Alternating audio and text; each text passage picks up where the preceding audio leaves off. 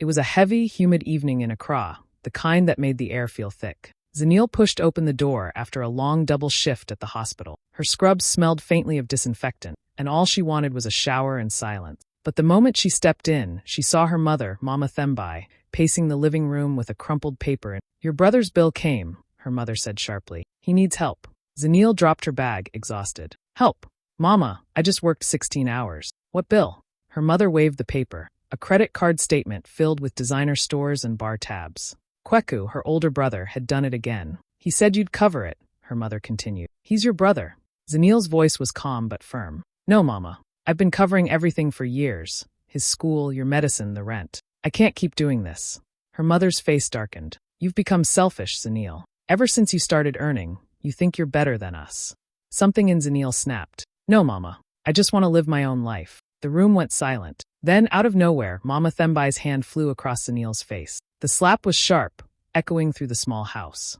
Zanil staggered, holding her cheek, eyes wide with disbelief. For a moment, neither of them spoke. Zanil felt something shift deep inside, a quiet, painful realization. This wasn't about money. It was about years of being taken for granted, of love that only flowed one. She looked at her mother, tears burning her eyes, and without another word, turned and walked out into the warm, buzzing night. That night, Zanil didn't go home. Her cheeks still stung, and her chest felt heavy as she stood outside her friend Amma's apartment. Amma opened the door, eyes wide with worry. "Zanil, what happened?" she asked. But Zanil just shook her head.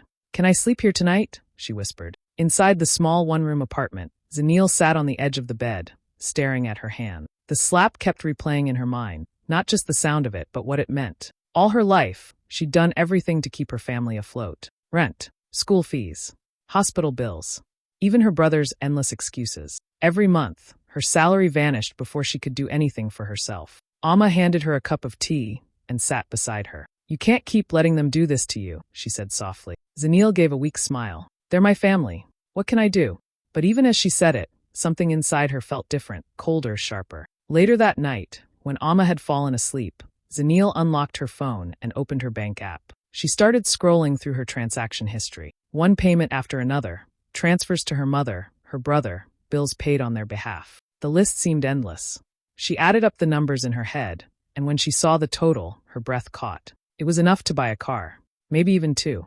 Her throat tightened. "All that money gone," she whispered. Her eyes filled with tears, not from sadness, but from anger. Anger at herself for letting it go on so long. Every sacrifice, every missed opportunity, every time she told herself, it's just family, had led her here, broke, tired, and slapped for saying no. She leaned back against the wall, staring at the ceiling fan spinning lazily above her. "They drained me dry," she thought bitterly, "and they didn't even say thank you." Her phone buzzed, messages from her mother, her brother, all ignored. She turned it face down. The room felt quiet, heavy, but for the first time, that silence felt freeing. By the time the sun started to rise, Zanil's decision was made. She sat up, wiped her face, and whispered to herself, "They want to treat me like an ATM?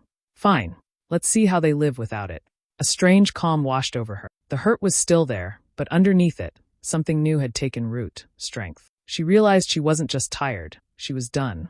Done begging to be appreciated. Done being the family's safety net. As morning light filled the room, Zanil stood and looked at herself in the mirror. Her eyes were swollen but steady. For the first time in a long time, she saw not just a nurse or a daughter, but a woman finally choosing herself. The next morning, Zanil woke up early, feeling a strange mix of nerves and determination. She had thought about last night's decision over and over, and now it was time to act. After a quick shower and a strong cup of coffee, she grabbed her bag and headed to the bank. When she walked in, the air-conditioned lobby felt calm, almost surreal compared to the chaos of her thoughts.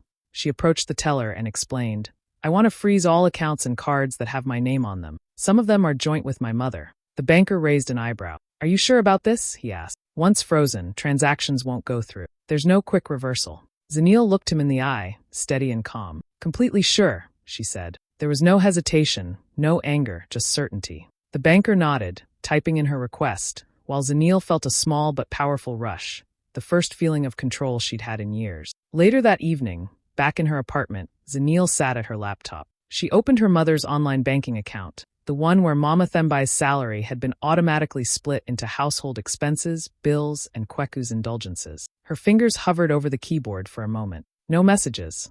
No confrontations. She didn't feel the need to shout or send a single text. One by one, she canceled each standing order. Each click felt heavier than the last. The electricity bill, the rent, the weekly transfers to her mother, even the small allowances for Kweku. Every transaction disappeared with a faint ping, and with it, the invisible chains that had tied her to a life of endless giving. She leaned back, staring at the blank screen. The house was quiet except for the hum of the fan. For the first time in years, she could breathe. Not the shallow, hurried breaths of someone constantly under pressure, but deep, clear, steady air filling her lungs. Zanil sipped her tea and let the feeling sink in. This wasn't revenge. It wasn't cruelty. It was simple justice for a life that had always given more than it received. And as she sat there, watching the numbers drop to zero, a quiet satisfaction bloomed inside her, a knowledge that for the first time, she was acting for herself, and only herself. The night stretched on, peaceful and heavy with possibility. Somewhere far away, Mama Thembai and Kweku were about to discover the absence of money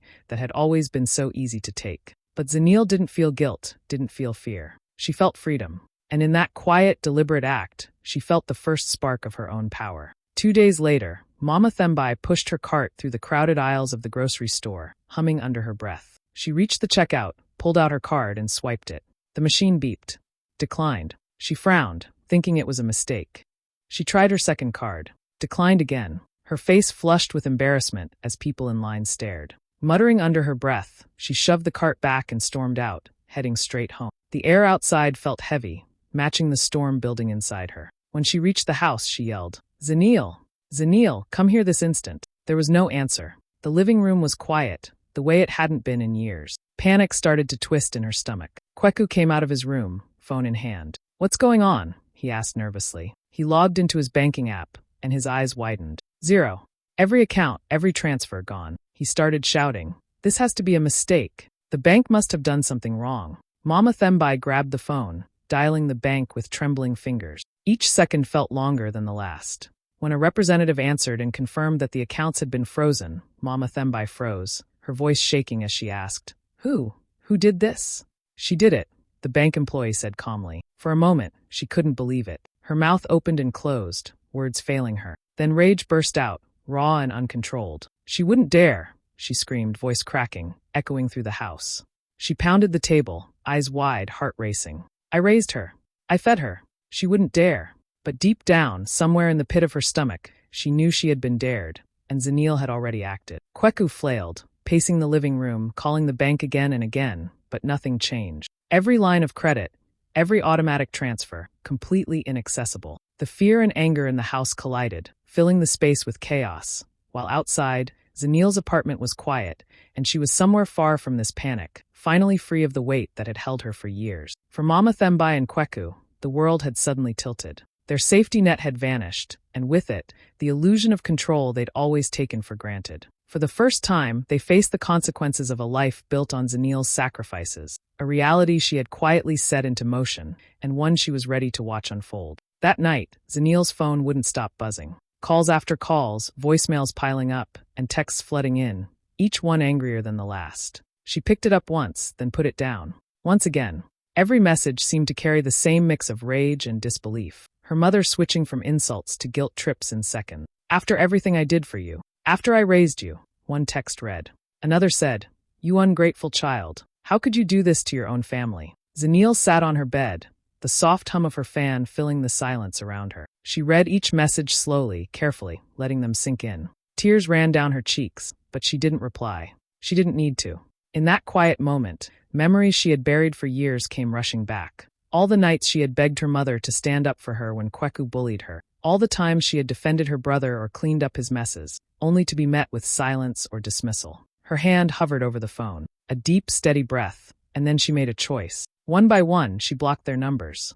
Calls wouldn't go through. Messages would never arrive. It was final, decisive, and necessary. Sitting back, Zanil whispered to herself, the words barely audible in the quiet of her apartment. "No one hits me and still eats from my plate." There was a strange calm after that. The buzzing stopped. The anger, the guilt, the constant pulling of responsibility, all vanished in one simple action. She felt lighter than she had in years, as if a weight she hadn't realized she'd been carrying had finally lifted. For the first time, she allowed herself to feel what she had been denying for so long: relief, pride, and a sense of control she had never known she could have. She wasn't just protecting her money anymore. She was protecting her peace, her body, and her mind. Zanil lay back on her pillow, staring at the ceiling, tears still damp on her face, but a small, firm smile formed. Tonight, for the first time, she had put herself first. And it felt like freedom. Within a week, the news had traveled fast. Accra is a city that never really forgets, and word of Mama Thembai and Kweku's sudden money problems spread through the neighborhood like wildfire. Once proud and confident, Mama Thembai was now going door to door, asking friends and neighbors for small amounts of food or help with bills. Her laughter had vanished, replaced with a nervous shuffle and pleading eye. Kweku fared no better. His friends had already learned that his sister was no longer covering his lifestyle. Online, his social media was filled with teasing and jabs. "Where's your nurse sister now?" they wrote, tagging him in memes and jokes. Every notification made him squirm. The house he had always taken for granted, filled with food, bills paid, and a sense of comfort, now felt like a prison of consequence. Zanil, meanwhile, went about her life quietly. At the hospital, she overheard snippets of gossip from co-workers. "Did you hear Thembai is asking people for money?" one nurse whispered. "And Kweku? He can't even pay his rent." Zanil smiled faintly but said nothing, choosing instead to focus on her patients, her work, and herself. Inside, though, her emotions were complicated. Part of her felt a twinge of pain seeing her mother struggle, a pang of sadness at the collapse of the family she had once carried on her shoulders. But another part of her felt something new, relief, clarity, and even a quiet joy. For the first time, she was free from the invisible chains that had bound her to their demands. She could breathe without guilt. She thought back to all the years of sacrifice. The nights she stayed up paying bills instead of pursuing her own dreams. The weekends she worked extra shifts so her brother could live carelessly. The way she had let herself be the family's safety net while her own life waited. Now all of that was hers again. Every coin, every moment, every ounce of energy that had been drained from her was finally her own. As she walked home one evening, the warm city lights casting long shadows on the streets, Zanil felt a strange kind of peace. The gossip would continue, of course, and her family's embarrassment would likely last a long time. But she didn't care. For the first time in her life, she was not just surviving for herself, she was thriving. And in that silence, that quiet reclaiming of her life, she finally understood what freedom felt like. One evening, just as Zanil was finishing her shift, the hospital doors burst open. Mama Thembai stormed in, her face red and eyes wild. "You think you're better than us now? You've humiliated this family," she shouted, her voice echoing through the lobby. Nurses, patients, and even the security guards stopped and stared, frozen by the sudden outburst. Zanil felt a tight knot in her chest but didn't flinch. She had imagined this moment countless times, and now it was real. She took a deep breath, steadying herself. "Mama," she said softly, calm but firm, "I gave you everything. My time, my money, my life. And you repaid me with a slap." The words hung in the air, heavier than any yelling could have been. Her mother froze, her mouth opening and closing like she couldn't find an answer. For the first time, it seemed to sink in, the weight of all the years she had leaned on Zanil, the entitlement, the favoritism, and the violence that had crossed a line. Zanil's co-workers watched silently, some exchanging glances, some looking uneasy. But Zanil didn't care about the attention. She cared about herself. She had rehearsed this confrontation in her mind for months, and now she was finally saying what needed to be said. Security approached carefully. "Ma'am, we need you to leave," one guard said, keeping a calm but firm hand on her arm. Mama Thembai struggled for a moment, eyes still wide, muttering, but eventually allowed herself to be escorted out. As the doors closed behind her mother, Zanil turned slowly, holding back tears. Relief washed over her, deep and warm. The anger and fear that had lived in her chest for so long began to dissipate. For the first time in years, she felt seen, heard, and respected. Not because her mother apologized yet, but because she had finally stood up for herself. She walked back toward the nurse's station, straightening her scrubs, her head held high. There was a quiet pride in her steps, the kind that comes from reclaiming your power. The lobby returned to normal around her, the whispers fading, but Zanil didn't notice. She only noticed the calm in her own chest, the clarity in her mind, and the knowledge that she had finally drawn a line she would never allow anyone to cross again. For the first time, she felt truly free. Weeks passed, and Zanil settled into a steady rhythm. She threw herself into her work at the hospital, focusing on patients, charts, and long shifts. Slowly, she began saving again, carefully setting aside money for herself for the first time in years. Her small apartment, once just a place to sleep, had become her sanctuary, peaceful, clean, and quiet. The sounds of the city felt distant here, and for the first time, she could think without the weight of constant demands pressing down on her. Meanwhile, back at her family home, life had changed drastically. Mama Thembai and Kweku could no longer rely on Zanil's income. Luxury bills, designer clothes, and late-night drinks quickly became impossible. They started selling furniture to cover rent and groceries, borrowing from neighbors, and even apologizing silently to people they had once looked down on. Slowly, it became clear to them just how much Zanil had carried for so many years. She had been the backbone of the household, the one who made their lifestyle possible. One night, Mama Thembai sat in the dark living room, the low hum of a fan filling the empty space. She whispered to herself, "Maybe I went too far." But her pride stopped her from picking up the phone. She could admit the thought in private,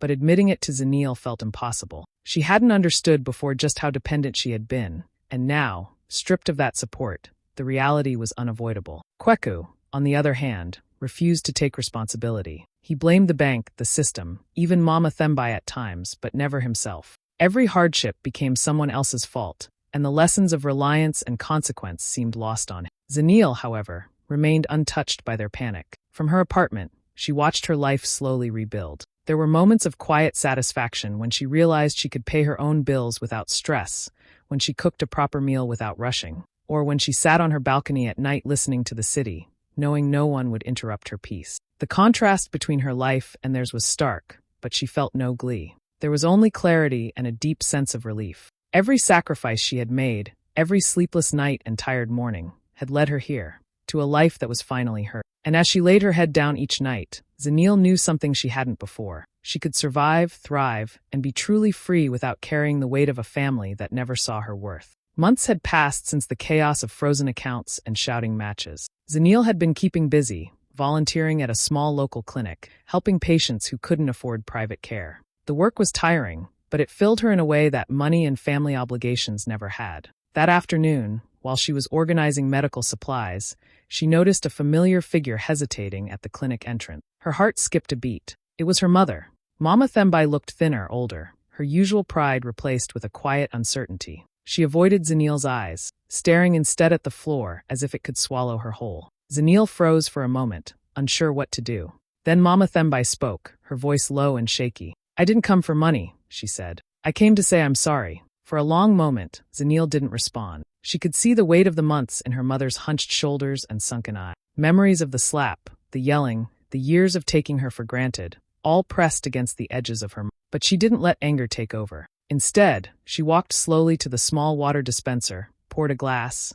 and handed it to her mother. "I forgave you already," she said quietly, meeting her mother's eyes. "But I can't go back there." The words were calm, firm, and final. Mama Thembai's face crumpled, tears spilling down her cheeks. She nodded slowly, understanding for the first time that forgiveness doesn't always mean reconciliation. She had hurt her daughter in ways that couldn't simply be erased by an apology. The shame and regret in her eyes were heavy, but she accepted Zanil's boundary without argument. Zanil watched her mother sip the water, the silence stretching between them. It wasn't comfortable, but it was real. She didn't reach out to hug her, and she didn't speak more. The apology was enough. It was acknowledgement, and that was all she needed. As her mother left the clinic, Zanil felt a strange mixture of relief and sadness. She had carried the weight of this family for years, and while the apology couldn't undo the past, it marked a turning point, a recognition of the harm done, and a chance to move forward without bitterness. Zanil returned to her tasks, her heart lighter. She knew her mother had learned something difficult that day,